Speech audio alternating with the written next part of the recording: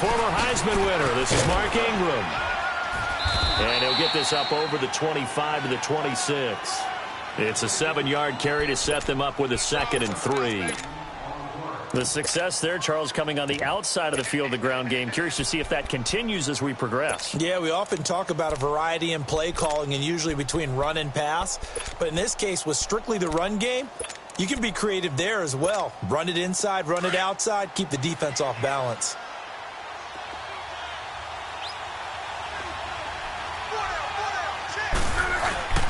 Now a play fake, and it's locked. The completion good. This is Eric Ebron. And they work this well upfield across the 45. A good pickup there at 22. They've got good playmakers on the offensive side of the ball. I don't know what happened last week to really hurt their performance and hold down their production, but I would dare say that this week in practice, there's a lot of talk about how they're going to increase their proficiency. And that was a good start, getting the playmakers involved. You mentioned that to me pregame. That's what they did there. Yeah, I think a lot of people think the coaching staff really gets on them, and that's how they motivate them. Most of these guys are self-motivated. They have a lot of pride in their performance. Back-to-back nice gains. That one for 14 yards and another first.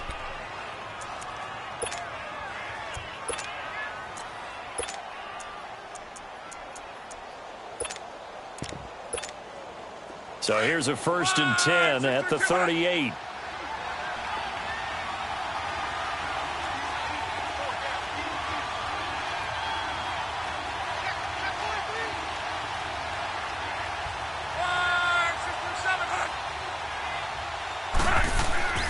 They'll fake the handoff. Now Love.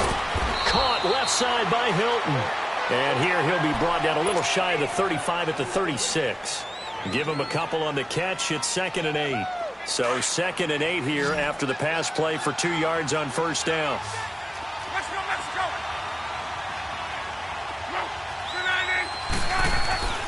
Now Luck. Ebron caught left side. And this time not quite to the 30. It'll be down at the 31-yard line. 4 yards on the completion, and it sets up a 3rd down. And the Texans have an extra defender in the secondary now on 3rd down. A shotgun snap for Love. And he's got his man Hilton. And he's able to pick up the 1st down here before he goes down at the 26. Luck able to find Hilton there for a Colt 1st down. Luck going to bring him up 1st and 10. And he's 4 for 4 now, throwing the ball to start the drive. They'll run it here. This is Marlon Mack down right around the 25. Jadeveon Clowney there on the stop. Well, we just saw a great example of what we talked about with his coach prior to the game. He's definitely one of the better linebackers at reading a play and flowing to make the stop before it turns into something big.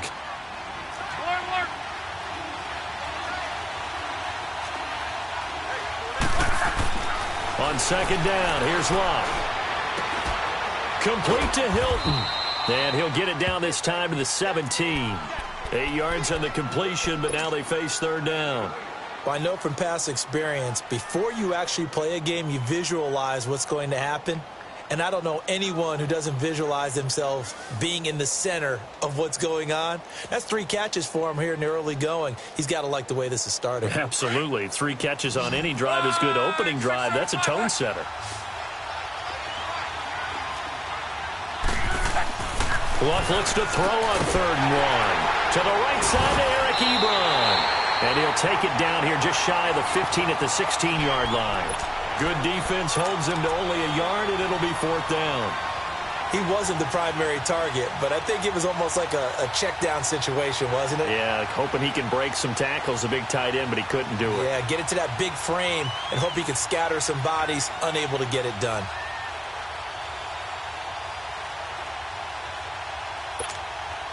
And on their first drive, the offense staying out there. They're going to go for it on 4th.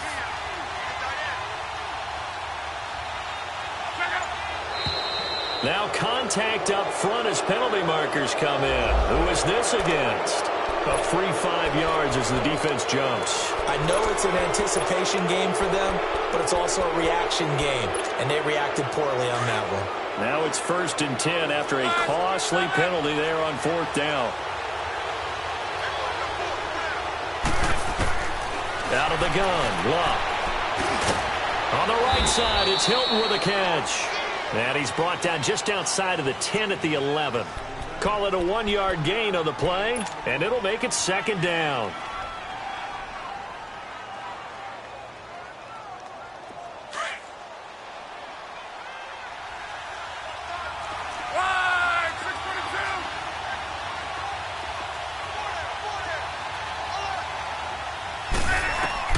Throwing again is Lott. A battle for it, and it's intercepted. Picked off by Andre Howe. He's coming off a 3-interception performance last week, so certainly not how he wanted to start here. Not at all, but this is where a quarterback gets tested. This is where we find out what he has underneath that jersey, because he had a bad game last week. Can he shake off a bad start to this one and start to perform at the level he expects?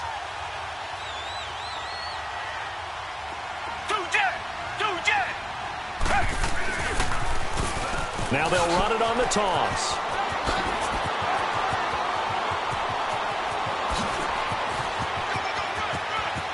There he goes, right side. And all the way down to the 17-yard line. A big-time play there for the Texans. 75 yards. Now a play fake here on first down. Escaping the pressure right. And he's going to drop this off to his fullback. It's a gain of 6 on the play, and it'll make it a second down. Really been an ideal start for them. They get the turnover on the opening possession. Now here they are moving the ball straight down the field on their first drive. And that feels good, but you know on their side of the field all they're thinking is, finish this drive off because they took it away, right? So now you got them back on their heels a little bit. Now go down, put a touchdown on them. Look out. You've won the mental battle early in the game, and that may carry over for you. And he got half of what he needed there, 2 yards, and it'll bring up a 3rd and 2 more. And they'll go ground game here in the tailback. And he has the first down before he's tackled at the 5. Give him a gain of 4, able to convert, and that sets up 1st and goal now.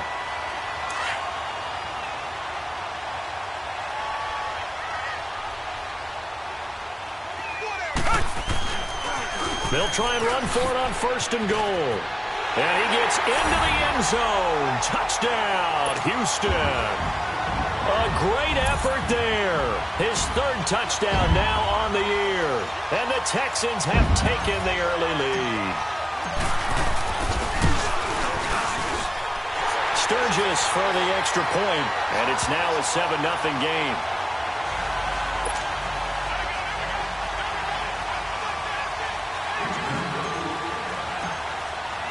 Sturgis out now to kick this one off. This is fielded at the goal line. And he will be taken down here as the first quarter of play will come to an end.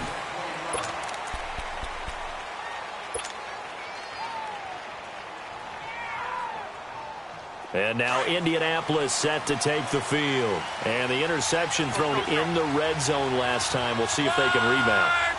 I just have to think the last thing he said as they went back out there was, don't do that again. What do you think? What do you think? Yeah, I think that. I think that not only did he say that, but he also told him, let's put it in the end zone that it's supposed to be in, all right? The end zone we're trying to score. I know we're being a little bit facetious here, but the bottom line is take care of the football, and everything else should flow from there. Quick lesson, never ask the play-by-play guy a question. Hey, you're my partner. I know you're right there with me. And they'll get him down here at the 23. 5 yards on the pickup, and they're going to face a 3rd down.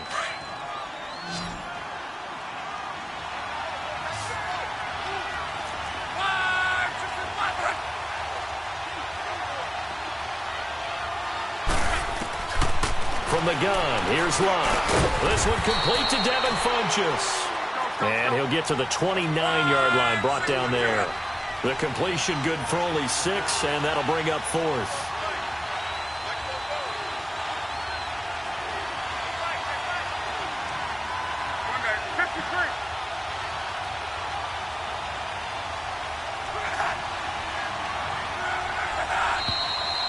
And now movement and a whistle, and they may have to rethink their plans on 4th down. Out is Rigoberto Sanchez on 4th down to punt this thing. Only 2 punts for him last week in the loss as he gets this one away. And the Texans set to come onto the field. And coming up on their second drive of the game, had the touchdown last time out. Now they have the football back. Chance to really seize early momentum. Feels to me like they had a really excellent week of practice. It all came together, but I'll bet you it got galvanized in the locker room in pregame. Somehow I think the head coach, his oratorical skills were on point. Now a give to Taylor. Big hold of the 30. Get this down to the 39-yard line. A huge play there for Houston. Give him 42 yards on the ground. So how about that for a chain mover? They're all the way down inside the 40 now for 1st and 10. Reset. Running game working. They'll stick with it on 1st down. Fighting his way down to about the 35-yard line. 3 yards on the pickup there, and it'll be 2nd down. What's the old expression, 3 yards in a cloud of dust? In this case, it's dust-covered pellets. It's no longer that old grass that we used to play on, right, and chew it up. Now we've got that artificial surface. You see the pellets go up. Still a nice play by the defense. And he's going to be met at the line of scrimmage and taken down. No gain on the play there, so they're left with a 3rd down and 6. Throwing on 3rd down, Watson buying time to his left. Incomplete. He had his hands on it but couldn't pick it. But it's now 4th down. Not only was the call spot on, how about the execution of that defense right there? The zone was absolutely locked up tight. He was trying to force it in there on 3rd down. But if there's a time to force it, he felt like he needed to make a play, right? Yeah, exactly right. 3rd down, you got to try and find something. There's nothing available there for him. Watson going to stay out there as they'll go for it on 4th. Richmond. Come back. Tiger. Here we go on 4th. Watson. He's going to fire one deep, middle of the feet. Got a man open. It's Fuller for the Texans touchdown. Will Fuller, his 9th touchdown of the season, and the Texans will add on to their lead. Now Sturgis on to add the extra point. Sturgis adds the PAT, and that'll make the score 14-0.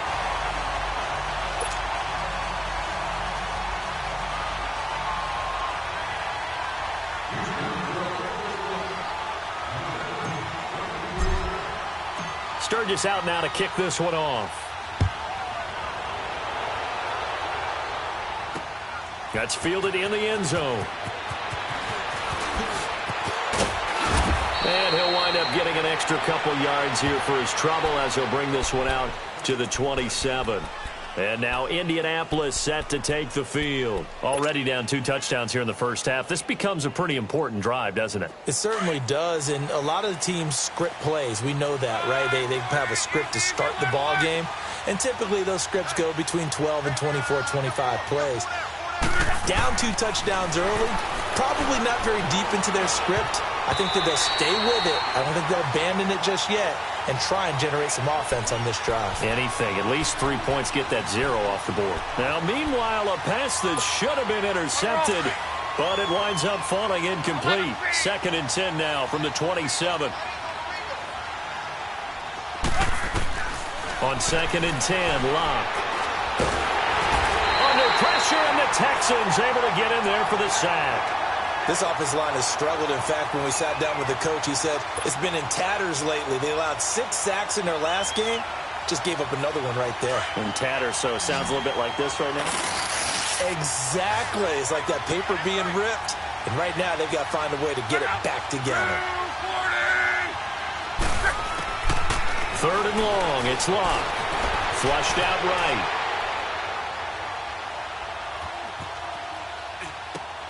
And he connects with Ebron. And now look at this. Big gain, but a fumble. But I believe the Colts were able to fall on this when they were. And so possession will remain with Indy. So it goes as a fumble, but the key thing, not a fumble loss. Yeah, that stat's big, isn't it? I mean, I remember watching teams play. The ball might be on the ground a number of times during the game, but the other team doesn't get it. That's a huge difference in the ball game. And in this case, they were able to retain possession. And now a throw on first down there, but it's incomplete. It's been my observation there's been a nice variety of play calling defensively. You and I often talk about an offense's ability to keep a defense off balance with what they're doing. I think the converse has been true in this game. Yeah, I think you're right. They seem to have gone off tendency quite a bit, but only the second quarter, a lot of time to change things. To throw is Locke. Flush to his right. And he comes back with one complete. And he's got this down to the 35. Another good reception there. The Colts on the march. This has to go down as one of the simpler routes in the playbook, but oh so effective. Nice completion there.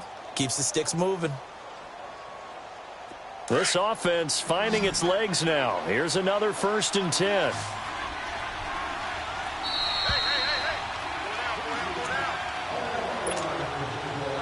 Two minutes remain here in the first half. We're back to Houston after this timeout. Ball up to the 35 now as they come up on 1st and 10.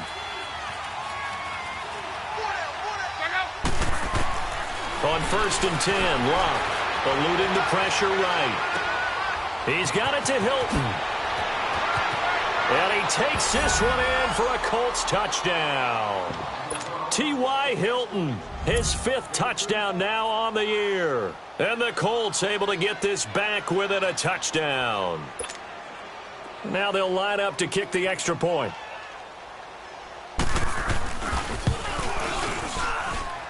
Point after, right down the middle. And that'll make our score 14-7.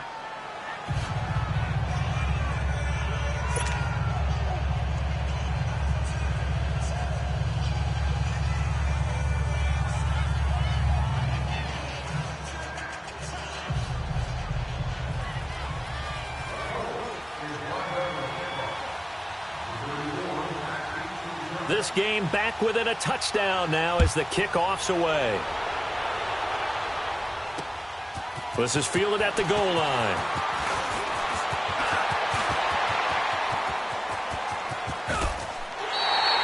In just about every special teams meeting, there's a discussion with the punter about his importance. Why? He can flip the field for your team defensively, move it deep into their own territory, or if you're backed up on offense, and he can hit a big punt and change field position and help his defense. In this case, though, field position got flipped by the return team. You can do it so many different ways on special teams. Watson on first down. He's letting this one go for Fuller. He couldn't quite hold it. Got hit. Ball pops out. Incomplete. Well, that certainly looked like something that they discussed all week in practice getting ready for this one. Take the big shot right out of the gate. At worst, you'll open up the defense a little bit, loosen them up, have them back on their heels. Black 22! Black 22! Come back, come back! Back to the air, Watson on second down. Forced out to his left. He's letting this one go for Fuller. Got a man open. It's Fuller for the Texans touchdown. Will Fuller, 2 catches, 2 touchdowns here so far. And the Texans will extend their lead.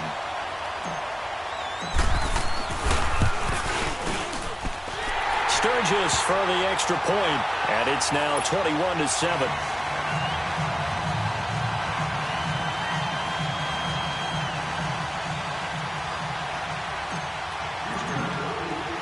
Sturgis out now to kick this one off.